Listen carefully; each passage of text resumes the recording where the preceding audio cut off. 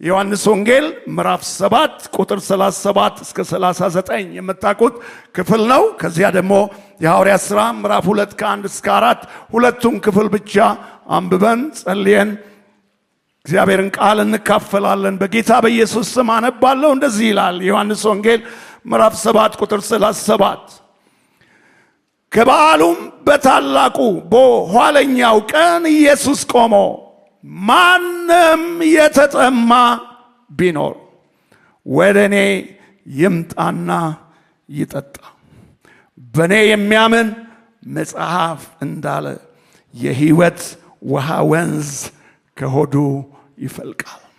እና መልእክቴ ይሄ ነው። የሕይወት ውሃ ወንዝ ከሆዱ ይፈልቃል።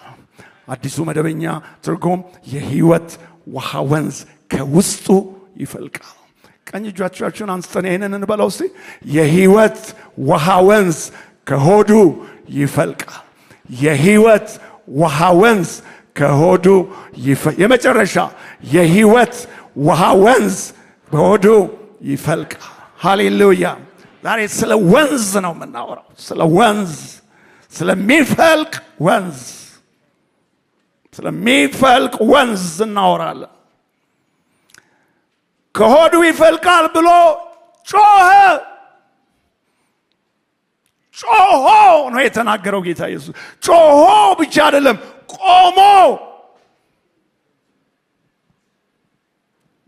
ስለ በዓሉ ትንሽ አወራችኋለሁ። በዓሉ ኮንክሉዥን ባገኘበት በመጨረሻው ቀን፣ እስከ መጨረሻው ቀን ጌታ ኢየሱስ እዛ በዓል አካባቢ አልነበረም። በመኖሪያው ሰፈሩ ነበረ። ነገር ግን በዓሉ በሚጠናቀቅበት ጊዜ አይሁድ በሙሉ በኢየሩሳሌም ተሰብስበው የዳስን በዓል በሚያደርጉበት በመጨረሻው ቀን ኢየሱስ መጣና ለዚያ ሕዝብ ይህንን አለ። ይህን ግን በእርሱ የሚያምኑ ሊቀበሉት ስላላቸው ስለ መንፈስ ተናገረ። ኢየሱስ ገና ስላልከበረ መንፈስ ገና አልወረደም ነበርና። የሐዋርያት ሥራ ምዕራፍ 2 ይህ ቃል ደግሞ ኢየሱስ ሞትን አሸንፎ ድል ነስቶ ከተነሳ በኋላ ወደ አባቱ ካረገ በኋላ በአባቱ ክብር ቀኝ ከተቀመጠ በኋላ ኢየሱስ ከከበረ በኋላ ይሄ መንፈስ ፈሰሰ። እንደዚህ ይላል የሐዋርያት ሥራ ምዕራፍ 2 ከ1 እስከ 4 በኢየሱስ ስም አነባለሁ።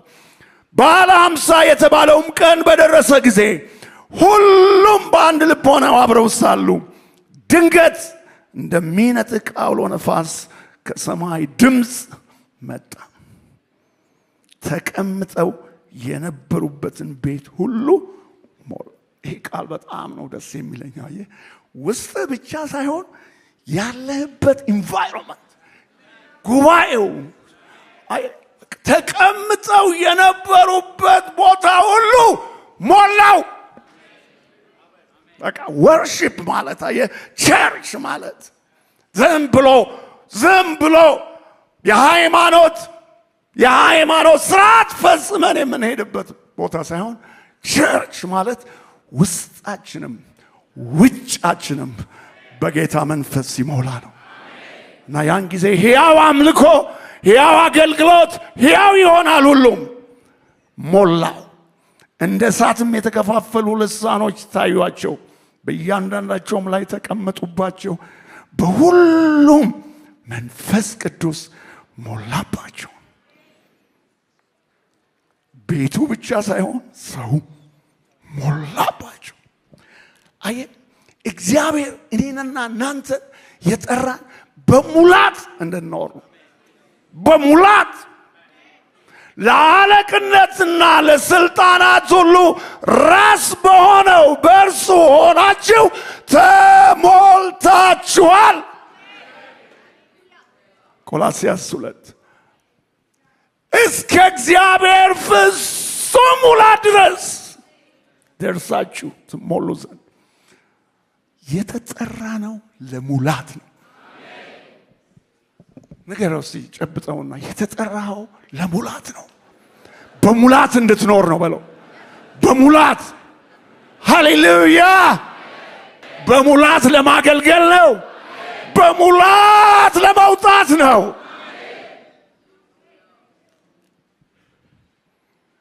መንፈስም ይናገሩ ዘንድ እንደሰጣቸው በሌላ ልሳኖች።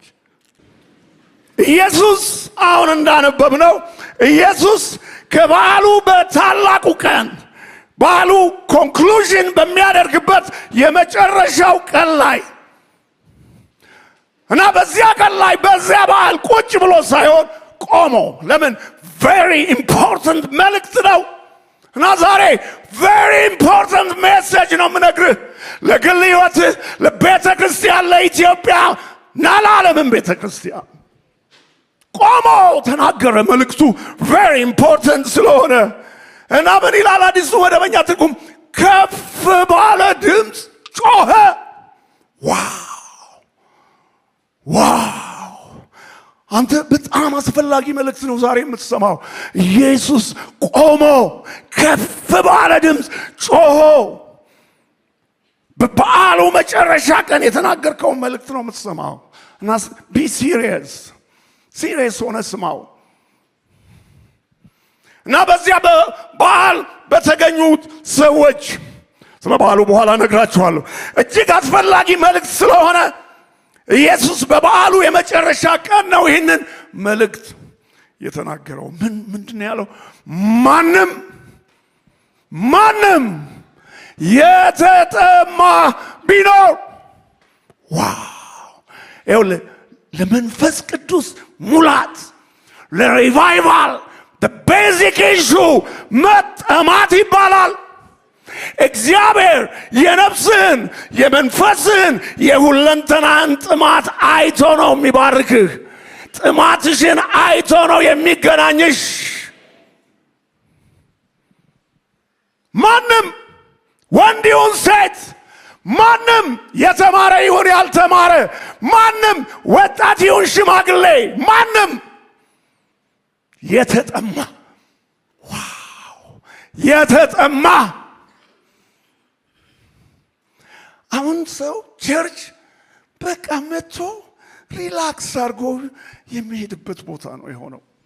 ሪላክስ አድርጎ በቃ ገብቶ ወጥቶ ወርሺፕ ነው ከዛ በቃ ብሎ ወደ ቤት። ኖ ቸርች ስትመጪ በጥልቅ ጥማት ነው መምጣት ያለብህ። እግዚአብሔር በህይወቴ ምን ያደርጋል፣ ምን ይናገረኛል ብለህ ካልመጣ ዋጋ የለው። ዌስት ኦፍ ታይም። በጥማት ነው መምጣት ያለብን ወደ ቸርች። በኤክስፔክቴሽን ስፒሪት በመጠባበቅ ነው መምጣት ያለብን። ቤተ ክርስቲያን ስንመጣ ሁልጊዜ ካልቸራችን ይሄ ነው መሆን ያለበት። ይምጣ፣ ከዚያስ ይጠጣ። ምንድን ነው መጽሐፍ እንዳለ የህይወት ውሃ ወንዝ ከሆዱ ይፈልቃል። ዛሬ ዓለማችን፣ ምድራችን፣ ህዝባችን በትልቅ ጥማት ውስጥ ነው ያለው። ዓለም በትልቅ ጥማት ውስጥ ነው ያለው። እጅግ በለጸጉ የምንላቸው ሀገሮችና ህዝቦች በትልቅ ጥማት ውስጥ ነው ያሉት። በትልቅ ረሃብ ውስጥ ነው ያሉት። ይህንን ጃንዋሪ ስካንዲኔቪያንስ አገሮች ነበርኩኝ። በትልቅ ጥማት በትልቅ ረሃብ ነው ያሉት። የእኛን የአፍሪካን የኢትዮጵያንን ሰባኪዎች በትልቅ ጥማት ነው የሚጠብቁት። ክብር አሁን ወደ ደቡብ ዞረዋል፣ ከሰሜን ወደ ደቡብ ዞረዋል ብለው ነው ጥናታቸው የሚያሳየው። ስለዚህ የመንፈስ ቅዱስ ሙቭ ከደቡብ ግሎብ ወደ ሰሜን ግሎብ ይሄዳል የሚል ኤክስፔክቴሽን ነው ያላቸው ጥናታቸው። እና ዓለም ነው የሚጠብቀን እና የህይወት ውሃ ወንዝ ይፈልቃል። ከየት? ከሆዱ ከውስጡ። ስንቶች እንዲፈልቅ ትፈልጋላችሁ? አየ እኔ ስድን በትልቅ ሪቫይቫል ውስጥ ነው የዳንኩት። የ15 ዓመት ልጅ ነበርኩኝ። በትልቅ ሪቫይቫል ውስጥ ነው የዳንኩት እና በዛ ሪቫይቫል ውስጥ የነበረው ነገር፣ የነበረው ኃይል፣ የነበረው ጉልበት፣ የነበረው ሙቀት ዛሬ ስለሌለ ነፍሴ በትልቅ ጥማት ውስጥ ነው ያለፈች ያለችው። ማታ ከምሽቱ 3 ሰዓት ከተንበረከክን ከጠዋቱ 11 ሰዓት ተኩል ነው ከጸሎት የምንነሳው። አንተ ጸሎት ቀልድ እንዳይመስል በዛ ሪቫይቫል ውስጥ በዚያ ሪቫይቫል ውስጥ ብዙዎች ይድናሉ። ሰዎችን የሚያድን የኛ ኤክሰርሳይዝ አይደለም። ሰዎችን የሚስብ የሚያመጣ የመንፈስ ቅዱስ ሙላት ነው። ይሄ ወንዝ ከውስጥ ካልፈለቀ፣ ይሄ ወንዝ ከህይወታችሁ ካልፈለቀ በመንፈስ ቅዱስ መጽናናት እየሄዱ ይበዙ ነበር የሚለው ቃል አይሰራም። በመንፈስ ቅዱስ መጽናናት እየሄዱ ይበዙ ነበር የሚለው ቃል የሚሰራው መንፈስ ከውስጥ ሲፈልቅ ነው።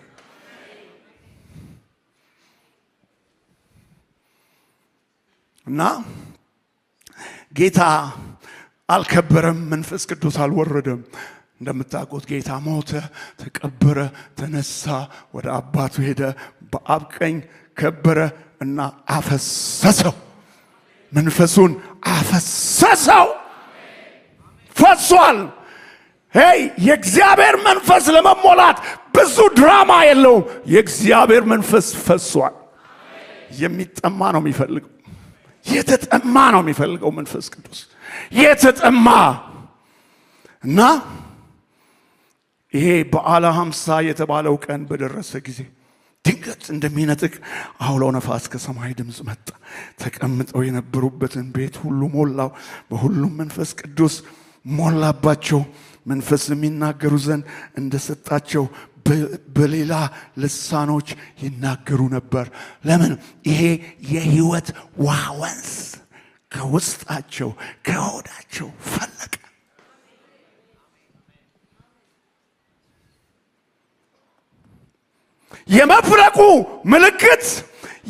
የመፍለቁ ምልክት መንፈስም እንደሰጣቸው በልዩ ልዩ ልሳኖች ወይም ቋንቋዎች ይናገሩ ነበር።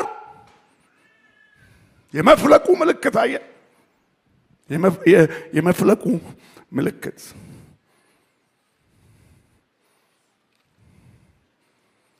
ድንቅ ነው የሚሰራው። የመፍለቁ ምልክት በመንፈስ ቅዱስ ስትሞላ ወንዙ ከውስጥ ይፈልቃል እና አዳዲስ ያልተለማመድከውን ሃሌሉያ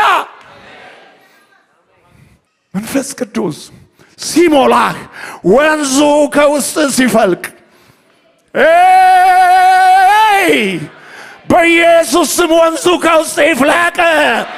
ወንዙ ከውስጥ ይፍለቅ። ሕይወት ይለመልማል።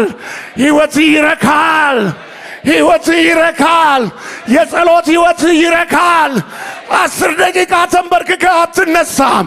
2 ሰዓት 3 ሰዓት 4 ሰዓት ትንበረከካለህ እና ኃይል የእግዚአብሔር ቃል አንብባ አትረካም። ታነባለህ። ይሄ ወንዝ ከውስጥ መፍለቅ ሲጀምር ወንዙ ያለመልምሃል። ወንዙ ያረሰርሰሃል። ወንዙ ሲመጣ ታላቅ ነገር በሕይወት ይሆናል። ነቢዩ ሕዝቅኤል በጣም ፕሮፌቲክ የሆነ መልእክቶች ተናግረዋል። በተለይ ነቢዩ ሕዝቅኤል የቸርች ውስጣዊ ነገር ነው በብዙ የተናገረው።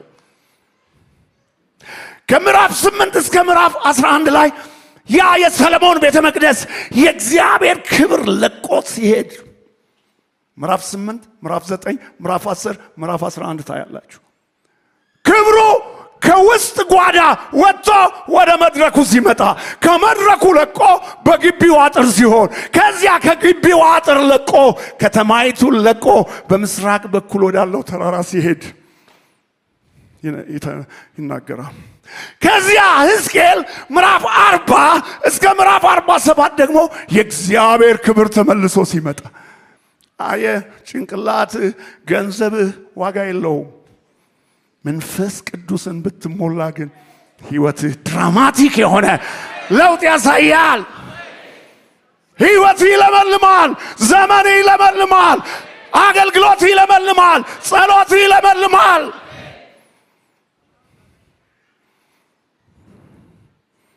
ናር ሕዝቅኤል 47 ላይ የእግዚአብሔር ክብር እንደሚመለስ ከተናገረ በኋላ መልእክቱን ሲጠቀልል ሕዝቅኤል ምዕራፍ 47 ከ1 እስከ 12 እናንተ አንቡት ምን ይላል ሕዝቅኤል ከመቅደሱ በስተቀኝ በኩል ውሃው ይወጣ ነበር አለ የእግዚአብሔር ክብር ወደ ቤቱ ሲመለስ ከመድረኩ ወንዝ ይፈልቃል ኃይል ይፈልቃል ክብር ይፈልቃል ቃል ይፈልቃል መዝሙር ይፈልቃል መገለጥ ይፈልቃል ታምራት ይፈልቃል እና ወንዙ ከመድረኩ በስተቀኝ በኩል ወጣ ይላል እና ኢፌክቱን ሲያወራ ሕዝቅኤል ምን ይላል ወንዙ የደረሰበት የረከሰው ውሃ ሁሉ ይፈወሳል የረከሰ ሕይወት ይፈወሳል የረከሰ አንደበት ይፈወሳል የረከሰው ቤት ይፈወሳል የረከሰው ኑሮ ይፈወሳል መቼ ይሄ ወንዝ ወደ አንተ ሲመጣ ይሄ ወንዝ ወደ ሕይወት ሲፈስ የሕይወት ወንዝ ከሆዱ ይፈልቃል ሕይወት ልዩ ነው የሚሆነው ወንድሜ ሕይወት ልዩ ነው እኮ የሚሆነው ወንድሜ እና ምን ይላል ሕያው ነፍስ ያለው ተንቀሳቃሽ ሁሉ በሕይወት ይኖራል ወንዙ ሲመጣ በቃ በሕይወት ይኖራል እና ምን ይላል አሳዎች እጅግ ይበዛሉ የ5 ዓመቱ መሪ ጥቅስ ነው አይደል ይሄ እና ምንድነው የሚሆነው እየበዙ ይሄዳሉ ወንዙ ሲመጣ ነው አሳዎቹ የሚበዙት ነፍሳት የሚበዙት ለመንፈስ ቅዱስ ቦታ ስትሰጡት በግል ሕይወታችሁ በአገልግሎታችሁ እንደ ቤተ ክርስቲያን ይሄ ወንዝ እንዲፈልቅ ስትማጸኑ ይሄ ወንዝ ሰዎችን ሁሉ ይጠራል ምክንያቱም ዓለም በሙሉ በትልቅ ጥማት ውስጥ ነው ያለው እንኳን ዓለም ቀርቶ ቸርች ውስጥ ያለ ሕዝብ በትልቅ ጥማት ውስጥ ነው የሚኖረው ዛሬ በትልቅ ጥማት ውስጥ ሕይወት የደረቀ ጸሎት የደረቀ ኑሮ የደረቀ የሚል በጣም ብዙ ጩኸት አለ ነገር ግን ይሄ ወንዝ ሲመጣ መድረቅ ያቆማል መለምለም ይሆናል ማገልገል ይሆናል መመስከር ይሆናል መናገር ይሆናል ሰዎች ወደ እግዚአብሔር ቤት ይጎርፋሉ ወንዙ ሲፈልቅ ምን ይላል ሕዝቅኤል ያ ቦታ ወንዙ የመጣበት ቦታ መረብ መዘርጊያ ይሆናል አሜን ሰዎች የሚድኑበት መረብ ሰዎች የሚያዙበት መረብ ያ ወንዝ በመጣበት አካባቢ ያ ወንዝ ባለፈበት ቦታ እና ምን በጣም የሚገርም ቃል አለ አሳዎች በየወገናቸው ይበዛሉ እጅግ አይገርምም አሳዎች different kinds of fish አሳዎች በየወገናቸው አየ ሰዎች በየእድሜያቸው በየኑሮ ስታተሳቸው አየ ሴቶች ወንዶች ባለጠጎች ሀብታሞች የተማሩ ያልተማሩ ምስኪኖች አካል ጉዳተኞች አሳዎች በየወገናቸው ይበዛሉ ዋው በሉስቲ አንድ ጊዜ ዋው በሉስቲ አሳዎች በየወገናቸው ፍሬው ለመብል ቅጠሉም ለመድኃኒት ይሆናል አየ ይሄ ወንዝ ሲመጣ ሕይወት ለመብል ቅጠልህ ምትነካው ሁሉ ለመድኃኒት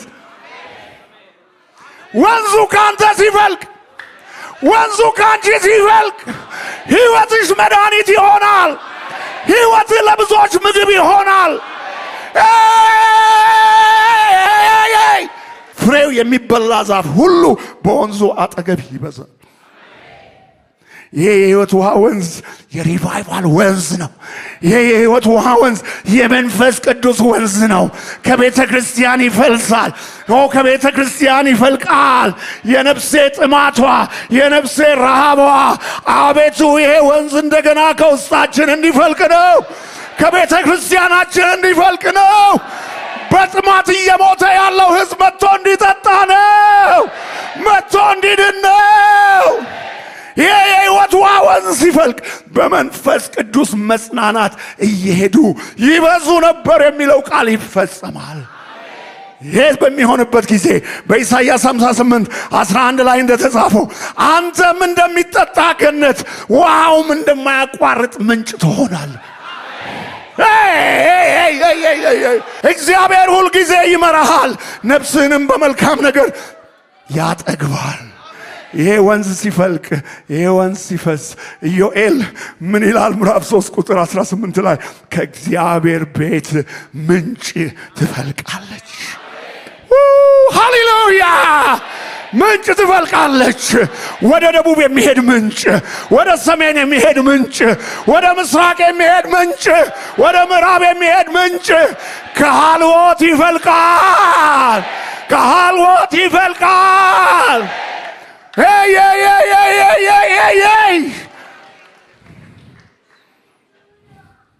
አሜን። ሪቫይቫል ይነሳል ማለት ነው። ሪቫይቫል ይመጣል ማለት ነው። ሪቫይቫል ይፈልቃል ማለት ነው። ይሄ ነው ነፍሴ አሁን እኔ የተጠማችሁ።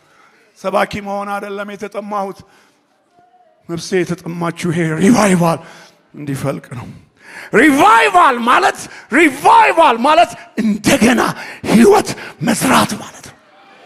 እንደገና ህይወት መስራት።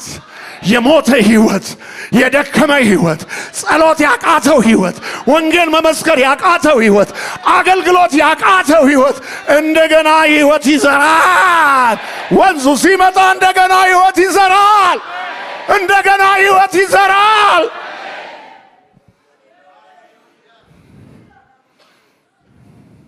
የሞተው የደከመው የዛለው ወንዙ ሲመጣ በህይወት ይኖራል።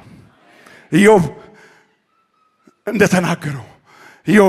እንደተናገረው ምዕራፍ 14:7-9 ዛፍ እንኳን ቢቆረጥ እንደገና ሊያቆጠቁጥ አዳዲስ ቅርንጫፍም ሊያበቅል ተስፋ አለው። እዚህ ተስፋ አለን በለዋ። ወንዙ ይመጣል በለው። ወንዙ ይፈልቃል በለው። ሃሌሉያ!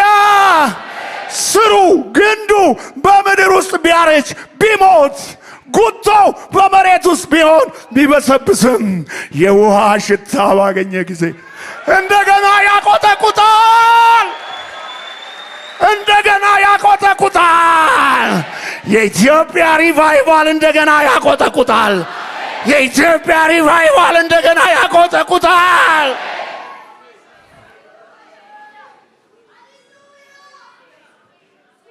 አንተ ሕዝብ ሆይ ዛሬን የምሰብክህ በቃ ለዚህ እንድትጸልይ ነው። ለዚህ እንድትኖር ነው። ቀንና ሌሊት ይህ ወንዝ እንዲፈልቅ፣ በሃልወት እንዲፈልቅ፣ በኢትዮጵያ ቤተክርስቲያን እንዲፈልቅ በቃ የነፍስ ጥማት ይሄ እንዲሆን ነው። እንጀራ ማንም በልቶ ይኖራል። እግዚአብሔር እንጀራ እንዲሁ ይሰጣል። ነፍስ ለዚህ ወንዝ ስትጠማ እግዚአብሔር ከምትለምነው ከምታስበው ሁሉ ይልቅ አብዝቶ ይሰጣል። ሃሌሉያ! የኢትዮጵያ ቤተክርስቲያን፣ የዓለም ቤተክርስቲያን ልትመኘው ልትናፍቀው የሚገባው ይህ ወንዝ የህይወት ወንዝ ከሆዱ ይፈልቃል። ሪቫይቫል እንዲነሳ ሁለት ነገሮች መሟላት አለባቸው። ሪቫይቫል እንዲነሳ ወንዙ እንዲፈልቅ ሁለት መሰረታዊ ነገሮች መሟላት አለባቸው። የመጀመሪያው የእግዚአብሔር የመጎብኘት ጊዜ። መንፈስ ቅዱስ እንደሚወርድ ኢዮኤል ከ700 ዓመት በፊት ተናግሯል። ግን መንፈስ ቅዱስ የወረደው በበዓለ 50 ቀን ያ የእግዚአብሔር ጊዜ። ኢየሱስ ሐዋርያቶቹን ጥሏቸው ሲሄድ ምዕራፍ 1 ላይ ምንድን ያላቸው? እናንተ ግን ከጥቂት ቀን በኋላ በመንፈስ ቅዱስ ትጠመቃላችሁ። ጊዜ፣ የእግዚአብሔር ጊዜ እግዚአብሔር ጊዜ አንዱ መጸለይ ያለብን እግዚአብሔር ይሄን ጊዜ እንዲያፋጥንልን ነው። አሜን። በዚህ በዮሐንስ ምዕራፍ 7 ላይ እዚህ ከማንበባችን በፊት ከቁጥር 1 ጀምሮ ቤታችሁ ስታነቡ የኢየሱስ የሥጋ ወንድሞች ባሉ ጋር አትሄድም እንደ ይሉታል። ባሉ ጋር ሄድ እንጂ ራሱን ሊገልጥ እየወደደ የሚሰውር የለም ይሉታል። እና ጌታ ኢየሱስ ምን አላቸው? አዲሱ መደበኛ ትርጉም አንድ ቃል ይጠቀማል። የኔ ትክክለኛው ጊዜ ገና አልደረሰም ይላቸዋል። ጊዜ የእግዚአብሔር ጊዜ እንዲመጣ እንዲፈጥን በጣም መጸለይ ይኖርብናል። መጸለይ መፋጠን ይኖርብናል። ሁለተኛው መሟላት ያለበት የሰው የልብ ዝግጅትና የቤተ ክርስቲያን የልብ ዝግጅት። የእግዚአብሔር የጉብኝት ጊዜና የሰው የቤተ ክርስቲያን የዝግጅት ጊዜ ሲገናኙ ሪቫይቫል ብሬክ ያደርጋል።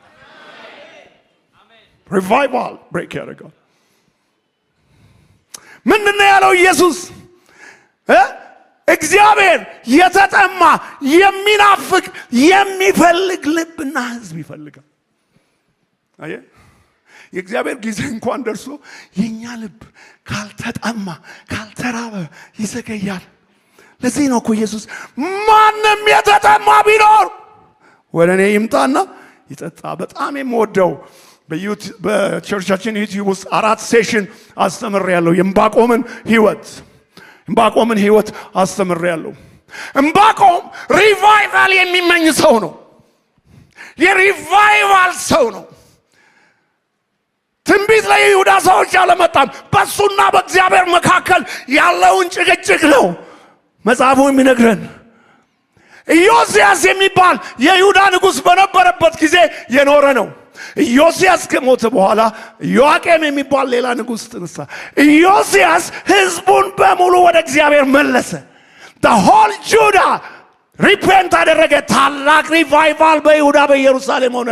ኢዮስያስ ከሞተ በኋላ ህዝቡ ተመልሶ ወደ ጣዖት አምልኮ ሄደ። ከዛ ዕንባቆም አልሞተም። ከእግዚአብሔር ጋር ትግል ጀመረ። መጽሐፉን አይታችሁት ከሆነ ምንም ስለ እግዚአብሔር ወይ ምናምን ብሎ አይጀምርም። የሚጀምረው ምን እንደው ተጋል እኔ ስጮህ እንዲህ አይነት ሰው ነው እግዚአብሔር የሚፈልገው። ምንም አይነት ፕሮቶኮልም አልጠበቀም። እኔ ስጮህ የማትሰማው እስከ መቼ ነው? አመፅ ግፍ በምድሪቱ አለ፣ አንተም አትመልስም፣ አንተም አታድንም ብሎ ይጮሃል። እና ምን ይለዋል እግዚአብሔር? ዕንባቆም ሪቫይቫል ነው የምትጠብቀው? ሪቫይቫል ኦኬ፣ እንደዚህ ነው የማደርገው አለው። ምንድን ነው የምታደርገው ሲለው እግዚአብሔር ፈጣን ከፈረሶች ከአንበጣዎች የሚበልጡ ፈጣን ባቢሎናውያን የሚባሉ አረመኔ ሰዎችን ወደ ይሁዳ አመጣለሁ እና እነሱ ይጠርጓችኋል፣ ይህንን የመቅደስ ትምክህታችሁን ያፈርሱታል፣ ኢየሩሳሌምን ይሰባብሯታል። እሱም በሰብካችሁ ጥሩ ነበር ሌላ ጊዜ። እና ስትራግል አደረገ ዕንባቆም። የእግዚአብሔርን ባህሪና የእግዚአብሔር አሰራር ተማታበት። አንተ ቅዱስ አይደለህም እንዴ? አንተ ንጹህ አይደለህም እንዴ? ከኛ ይልቅ ክሪሚናልስ ኃጢአተኞችን እንዴት ትጠቀማለህ አለው እግዚአብሔር። እግዚአብሔር ትንሽ ቀዝቀዝ በላለው። ራእዩ ወደ ፍጻሜው ይቸኩላል፣ ቢዘገይም በእርግጥ ይመጣልና ታገሰው፣ እርሱም አይዘገይም። ጻድቅ ግን በእምነቱ በሕይወት ይኖራል። ይሄ ሪቫይቫል እስኪመጣ ጻድቅ በእምነቱ እየጾመ እየጸለየ እግዚአብሔርን እየተጠማ እንደ ዕንባቆም ይፈልጋል። ኮምፕሊትሊ ዕንባቆም አቆመ። ኮምፕሌኑን አቆመና ለወጥ አስተሳሰቡ። ጥያቄዎቹን ሁሉ እግዚአብሔር መለሰለት። ምዕራፍ 3 ላይ ሲደርስ በመጽሐፍ ቅዱሳችን ውስጥ ከተጻፉት ስትሮንግ ፕሬየሮች አንዱ የሆነውን ጸሎት ምዕራፍ 3 ላይ ጸለየ። the best prayer አብርሃም ለሰዶም የማለደው the best prayer in the Bible ዳዊት ለመቅደሱ ሥራ ገንዘብ ያሰባሰበበትና የባረከው ጸሎት ምዕራፍ 29 እና the third prayer ዕንባቆም ምዕራፍ 3 አምሮውን ቀይሮ ምን ብለን እንደጸለየ ታውቃለህ? ይሄ ሪቫይቫል የሚነጥ እግዚአብሔር ሆይ አለ ዝናህን ሰምቻለሁ። በሲና ያደረከውን ምዕራፉን ስታነቡ ታገኛላችሁ። በሲና በዚያ ምድረ በዳ ያደረከውን ዝናህን ሰምቻለሁ። እግዚአብሔር ሆይ ስራ አስፈራኝ፣ ስራ አስፈራኝ። ስራ ኢትስ ማይቲ አስፈራኝ አንተ ስራ። ግን አንድ ነገር እለምናለሁ አለው። ምን እንዳለ ታውቃለህ? አዲሱ መደበኛ ትርጉም በጣም ጥሩ ነው። ምን ይላል? በእኛ ዘመን አድሳቸው፣ በእኛም ዘመን እንዲታወቁ አድርግ።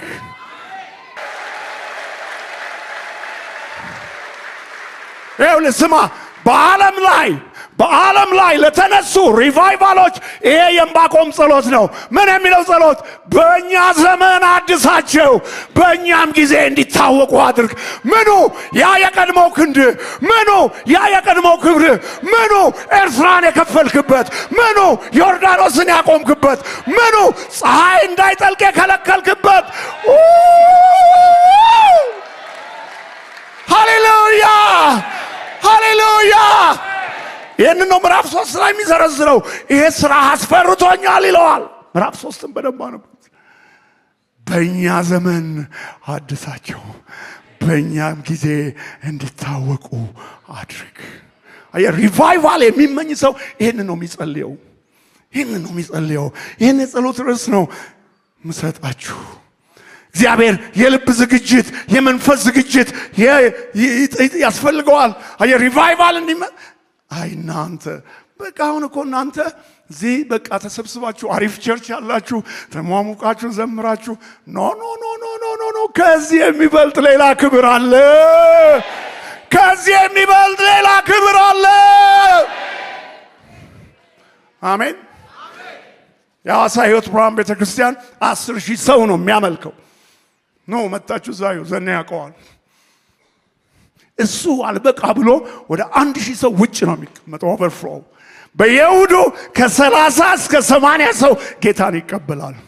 ግን ገና እየጾምን ነው፣ ገና እየጸለይን ነው።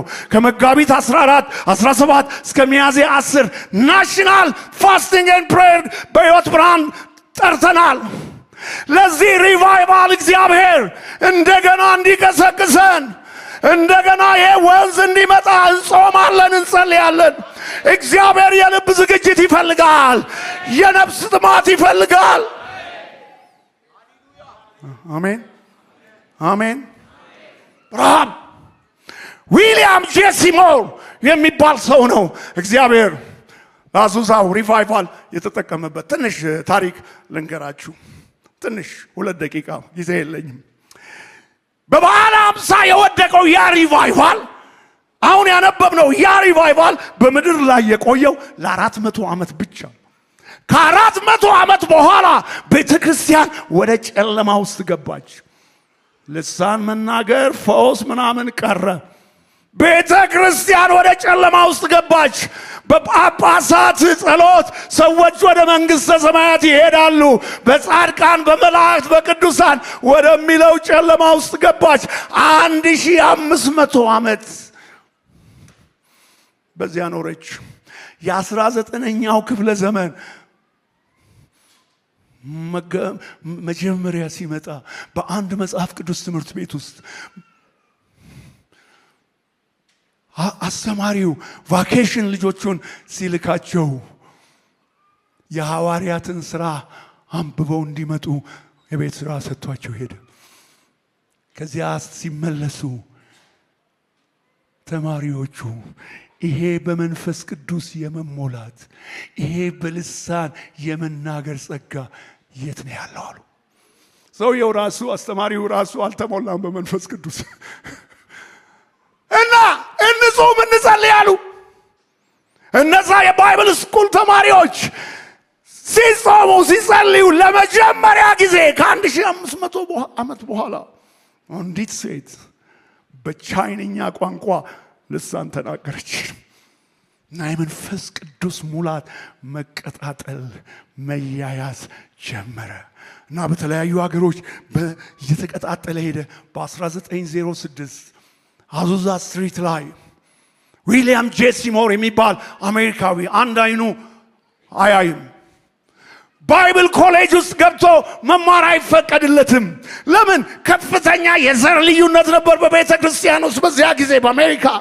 እና በር ትንሽ ከፈት ተደርጎለት፣ መስኮት ከፈት ተደርጎለት እሱ ውጭ ተቀምጦ ነው የሚሰማው። ቤተ ክርስቲያን እስከዚህ ድረስ አዘቅት ውስጥ ገብታለች። እና እግዚአብሔር ይህንን ሰው በመንፈስ ቅዱስ ሞላው። እና ይሄ ሰው ምን እንዳደረገ ታውቃለህ? በቀን ለ5 ሰዓት ይጸልይ ነበር። ዊሊያም ጄ ሲሞር በቀን ለ5 ሰዓት ይጸልይ ነበር። ከዛ እንደውም ጸሎቱን ወደ 7 ሰዓት አሸጋገረው። እና በድንገት አንድ እንደዚህ አይነት የመጋዘን ቤት $25 የፈረንጆች ማደሪያ የነበረ ስቶር ተከራይቶ ዋው ፈነዳ። ምንጩ የህይወት ወንዝ ፈነዳ። መላው አሜሪካንን አጥለቀለቀ። ጥቁርና ነጭ ለመጀመሪያ ጊዜ በታሪካቸው በአንድ ላይ አመለኩ።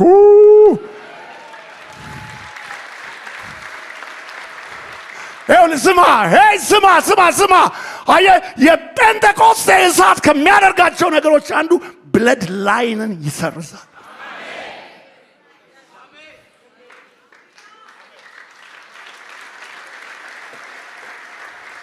አየህ፣ ይሄ እሳት እኮ ዛሬ ከሀገራችን ስለጠፋ ነው በዘር በምናምን እኛ ቤት እንኳን ሳይቀር የምንቧደነው።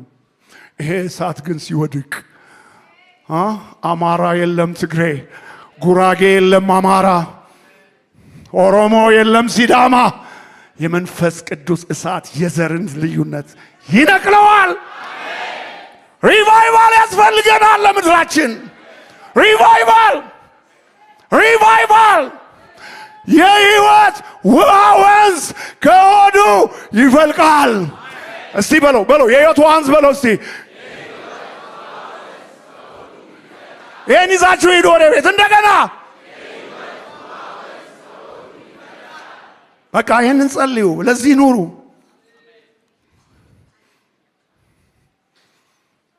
ጌታችን ኢየሱስ ክርስቶስ ይህንን የዳስ በዓል የአይሁዶች የዳስ በዓል ነው።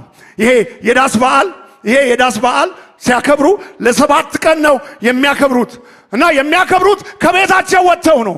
ቤታቸውን ለቀው ሄደው መቅደሱ አካባቢ ያከብራሉ። እና ምንድነው የሚያደርጉት? በዓሉን ሲጠቀልሉ በማሰሮቻቸው ውስጥ ውሃ ይሞላሉ። በማሰሮቻቸው ውስጥ ውሃ ይሞሉና ወደ መቅደሱ አደባባይ ሄደው ውሃውን ያፈሳሉ። ሃሌሉያ! የዚህ ውሃ ማፍሰስ ዋናው መልእክቱና ምሳሌነቱ ዘሌዋውያን 23 ላይ ተጽፏል። ምሳሌነቱ ምንድነው? በዚያ በ40 ዓመት ምድረ በዳ ጉዞ በዚያ በበረሃ እግዚአብሔር አለቱን እየሰነጠቀ ውሃ ያፈልቅላቸው ነበር። ይጠጡ ነበር፣ ይረኩ ነበር እና መዝሙር ያወጡ ነበር። ይህንን በዓል እንዲያከብሩ በዘኍልቍ ምዕራፍ 23 ከ42 እስከ 43 እግዚአብሔር ሥርዓት አድርጎ ሰጥቷቸዋል። ጊዜ የለኝም ለማንበብ። ስለዚህ ነው ይህንን የሚያደርጉት። በዚህ በዓል ላይ የሚያደርጉት አንዱ ነገር የሕጉን መጽሐፍ ቆመው ያነባሉ። ነህምያ ምዕራፍ 8 ቆመው ግማሽ ቀን ያነባሉ በዚህ በዓል ጊዜ እግዚአብሔርን ቃል እና ይሄንን ማሰሮ ውሃውን ሲያፈሱ የሚያስቡት እግዚአብሔር በዚያ ምድረ በዳ ጥማችንን ያረካ አምላክ ነው። አለቱን ሰነጠቀ፣ የእስራኤልን ሕዝብ ውሃ ጠቃ። እና ከመዝሙር 105:41 ሲዘምሩ ምን እንዳሉ ታውቃለህ? አለቱን ሰነጠቀ፣ ውሃውን ፈሰሰ፣ ወንዞችም በበረሃ ሄዱ። አለቱን ሰነጠቀ። አዲሱ መደበኛ ትርጉም ውሃው ተንዶለዶለ፣ እንደ ወንዝም በበረሃ ሄደ። አሜን አሜን። እና ምን ማለቱ ነው ኢየሱስ? አሁን አለት አይሰነጠቅልህም። የህይወት ውሃ ወንዝ ከሆድህ ይፈልቃል። ሃሌሉያ! በዛ በምድረ በዳ በጥባት አትሞትም። አንተ ውስጥ ውሃው ይፈልቃል። አንቺ ውስጥ ውሃው ይፈልቃል፣ ይንዶሎዶላል። ጮሆ ያመጣላቸው መልእክት ኢየሱስ ይሄ ነው። very important። አለት መደብደባ አያስፈልጋቸውም። መብራት መቅረዛቸውን ያበራሉ። መብራታቸውን አብርተው ይሄን ያደርጋሉ። ይሄን የሚያደርጉበት ምሳሌነቱ በዛ በምድረ በዳ ቀን በደመና አምድ፣ ሌሊት በእሳት አምድ እግዚአብሔር ያበራላቸው ነበር። አሁን ያ መብራት አያስፈልጋችሁም። እኔ የዓለም ብርሃን ነኝ፣ የሚከተለኝም የሕይወት ብርሃን ይሆንለታል፣ በጨለማም አይመላለስም። መልእክቱ ይሄ ነው። ኢየሱስ ይሄን ነው የሚነግረው ለአይሁድ። በቃ ምንጩ አሁን ምንጩ ሊከፈት ነውና ትጠጣለህ፣ ትረካለህ። ሌላ መብራት አያስፈልግም ሕይወትህን ለመብራት። የሕይወት ብርሃን ሆኜ እኔ መጥቼልሃለሁ። በእኔ ብታምን ብርሃን በውስጥ ይፈልቃል። አሜን። ክብር ለኢየሱስ ይሁን። ይፈልቃል። ኢየሱስ ለዛች ሴት እንደተናገረው ከዚህ ውሃ የሚጠጣ ሁሉ እንደገና ይጠማል።